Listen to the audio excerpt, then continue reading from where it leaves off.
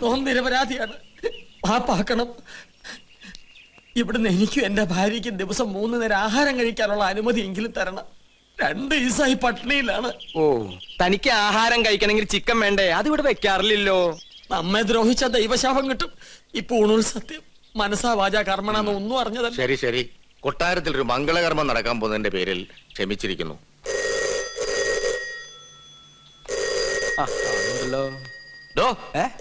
ആ phone attend ചെയ്യടോ. ഊണും കഴിച്ച് സിൽക്ക് ഷർട്ട് ഇട്ട് നടക്ക. ഹലോ, ഉദയപുരം പാലസ് അല്ലേ? അതെ, ഞാൻ മണിമല മാണിക്യത്ത് നിന്നും ഉണ്ണികൃഷ്ണൻ നമ്പൂതിരിയാ. ഉണ്ണികൃഷ്ണൻ നമ്പൂതിരി? എന്നെ വിളിച്ചാ? അതെ, മറ്റേ ഉണ്ണികൃഷ്ണൻ. ഹലോ, എനിക്കൊരു കല്യാണാലോചനയുമായി ഇവിടെ വന്നു പറഞ്ഞു. ശരിയാണോ? അതെ. എങ്കിൽ ഞാൻ ബന്ധുക്കളായിട്ട് അങ്ങോട്ട് വരിക, ബാക്കി കാര്യങ്ങൾ തീരുമാനിക്കാൻ. ഇപ്പൊ തന്നെ. ഇനി രണ്ടിലൊന്നും അറിഞ്ഞിട്ട് തന്നെ ബാക്കി കാര്യം. എന്താവും പറഞ്ഞു? തോന്നാരെ ആരാടോ വിളിച്ചത്? അത് ഉണ്ണികൃഷ്ണൻ. ഉണ്ണികൃഷ്ണൻ? മറ്റേ ഉണ്ണികൃഷ്ണൻ. മറ്റേ ഉണ്ണികൃഷ്ണൻ അല്ല, ഈ ഉണ്ണികൃഷ്ണൻ. എന്റെ വീട്ടിൽ അമ്മ എന്താ പറഞ്ഞത് ഗോവിന്ദേട്ടാ? അവിടെ നിന്ന് എല്ലാവരും കൂടി ഇങ്ങോട്ട് പുറപ്പെട്ടു. ഗോവുന്നാരെ, അവരെ സ്വീകരിക്കാൻ വേണ്ട ഏർപ്പാടുകൾ ഉടനെ ചെയ്യാ. താൻ ഇതെങ്ങോട്ട് പോവാ? ഞാൻ ഈ ബാഗ് എടുക്കാൻ വേണ്ടി പോയതാ. അതെ തിരുമനസേ, ഉണ്ണികൃഷ്ണന്റെ ബന്ധുക്കൾക്ക് വേണ്ടി ക്ഷേത്രത്തിൽ വിശേഷാൽ പൂജകൾ വല്ലതും നടത്തണോ? ആവാം. അവരെന്തിനാ ഇപ്പൊ ഇങ്ങോട്ട് വരണേ? എടോ നമ്പൂരി, ഈ ഉണ്ണിയെ കൊണ്ട് എന്റെ കുട്ടിയെ വേളി കഴിപ്പിക്കാൻ പോവാടോ. സർവമംഗളാനുഭവം. ഇവന്റെ ജനസമയം നോക്കി പുരുഷോത്തമ പണിക്കർ അന്ന് പറഞ്ഞതാ എനിക്ക് ഓർമ്മ വരുന്നത്. എന്ത്? ഗജരാജയോഗം ഉണ്ടെന്ന്.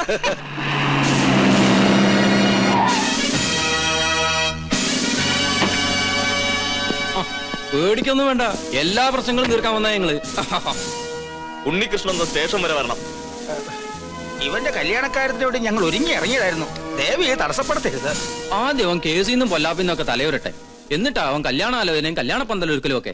അല്ലെങ്കിൽ മണ്ഡപത്തിൽ നിന്ന് പോലീസ് പൊക്കിന്ന് ചീത്തപ്പേരുണ്ടാവും. തിരിച്ചു വന്നിട്ട് സ്റ്റേഷനിൽ ഹാജരായ പോരെ? പോരാ, ഇത്രയും ദിവസം ഞങ്ങളെ വെട്ടിച്ചേർന്ന് തന്നെ വലിയ കുറ്റം. കേസ് ചാർജ് ചെയ്യാതിരുന്നേ ദാമോദര സാറ് പറഞ്ഞോണ്ടാ. എടോ, ആന്റണി ഒരു കോംപ്രമൈസിന് തയ്യാറായിട്ടുണ്ട്. നീ പോലീസ് സ്റ്റേഷനിൽ വന്നൊന്ന് രമ്യയിലെത്തുക, എന്നിട്ട് കേസ് രാജിവെക്കുക. പിന്നെ മനസ്സമാധാനായിട്ട് പെണ്ണ് കാണേ, കല്യാണം കഴിക്കുക, എന്ത് വേണേലും ആകാലോ. ഞാനീ കാണിക്കുന്ന സ്നേഹമൊക്കെ ഇതിന്റെ ആണെന്ന് കരുതിയാ മതി. ഞാൻ വരാം. ഞാനില്ലാന്ന് കരുതി യാത്ര മുടക്കണ്ട. നിങ്ങൾ പുറപ്പെട്ടോളൂ. അതാ അതിന്റെ ശരി.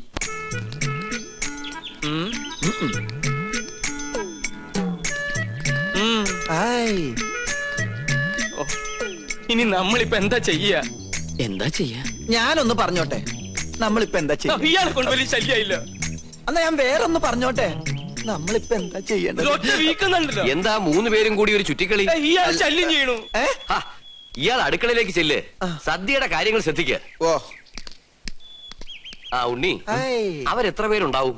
ഒരു അടിക്കുള്ള ആളുണ്ടാവും, അല്ല ഒരു വണ്ടിക്കുള്ള ആളുണ്ടാവും. ആയിക്കോട്ടെ, അല്ലേ ഗോവിന്ദനാരെ?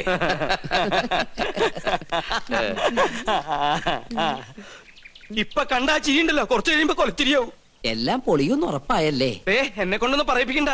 ഇത്രയൊക്കെ വരുത്തി വെച്ചിട്ട് എന്റെ നാവില് നല്ല തെറി പോലും വരുന്നില്ലല്ലോ ഈശ്വര.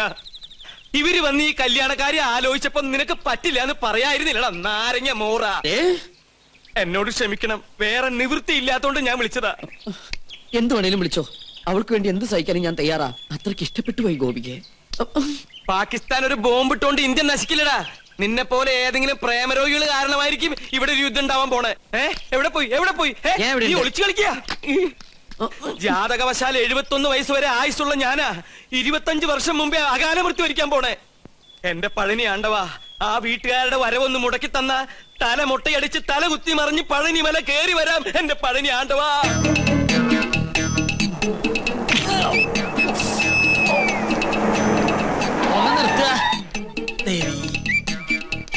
ഉദയപുരം കൊട്ടാരത്തിലേക്ക് കല്യാണം ആലോചിച്ചു പോണ പാർട്ടിക്കാരല്ലേ? എങ്ങനെ മനസ്സിലായി? ഈ റോഡിലേക്ക് തിരിഞ്ഞപ്പോഴേ മനസ്സിലായി.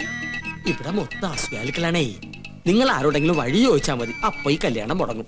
അതുകൊണ്ടാ കാത്തു നിന്നത്. അതെന്താ? കെട്ടിക്കാൻ പോണ പെണ്ണിനെ കുറിച്ച് വേണ്ടാത്തൊക്കെ പറഞ്ഞാൽ വിശ്വസിക്കാണ്ടിരിക്കോ? എല്ലാവരും പറയണത് കേട്ട് നിങ്ങൾ പിന്മാറാതിരിക്കാനാണ് നോം വന്നത്. എന്താ പെൺകുട്ടിയെ പറ്റി നാട്ടുകാർക്ക് ഇത്രമാത്രം കുറ്റം പറയാനുള്ളത്? ഒക്കെ വെറുതെ കേട്ടോ കുശുമ്പ്. തമ്പുരാട്ടിക്കുട്ടി ഇടയ്ക്കിടയ്ക്ക് ബോംബെക്കോ ബാംഗ്ലൂർക്കോ ഒന്ന് പോകും പരിപാടിക്ക്, നൃത്ത പരിപാടിക്ക്.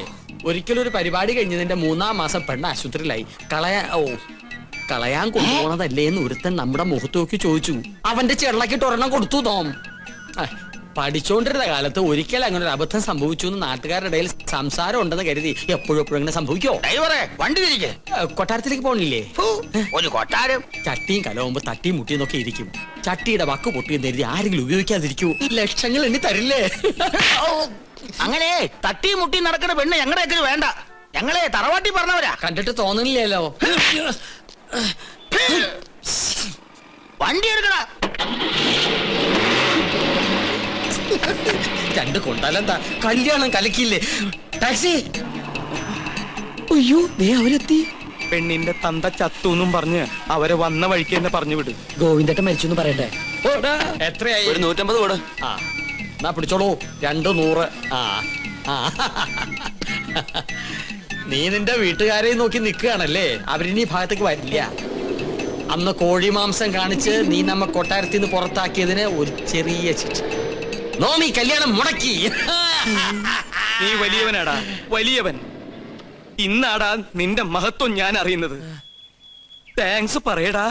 Thank you very much. കല്യാണം മുടക്കിന്ന് അറിഞ്ഞപ്പോ ഇവനെന്തിനാ ഇത്ര സന്തോഷിക്കണേ?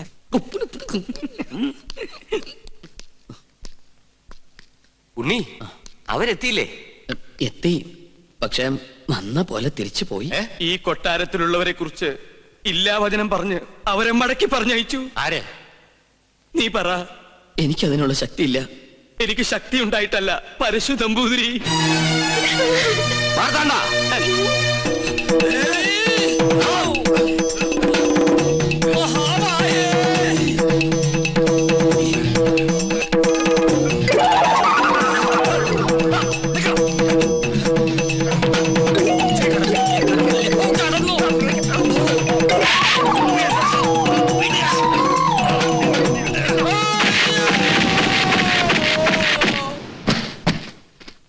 തൂക്കിയെടുത്ത് പുറത്തറിയ.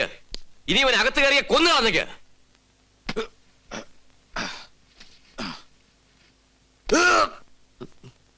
മുത്തശ്ശ, ആരൊക്കെ എതിർത്താലും എന്റെ മനസ്സ് മാറില്ല.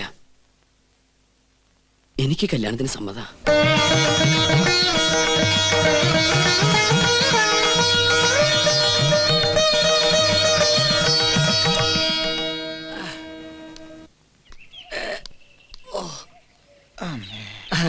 അസലായി. തനിക്കിട്ടോവും പെരുമാറിയോ?